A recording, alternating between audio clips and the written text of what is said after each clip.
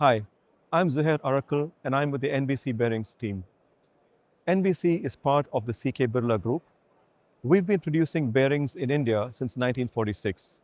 We cater to automotive, industrial, and railway customers. We're here at the IAA Truck Expo because we've got a very wide portfolio of bearings for the commercial vehicle segment. NBC Bearings has very high focus on innovation, and we've made substantial investments in R&D to develop advanced bearings to cater to the evolving needs of our customers. We're also on a digital transformation journey, which means we are leveraging IoT, AI, and predictive maintenance strategies to offer better products and services to our customers.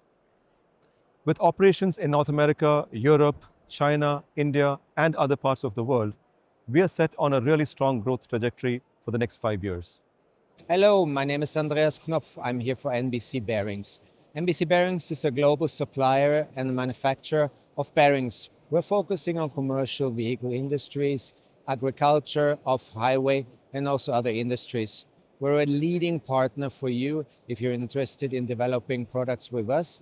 Bearing World, surrounding components. We have a global footprint. We have offices in the US, in Europe, Germany specifically, and also strong manufacturing footprint in India and Slovakia.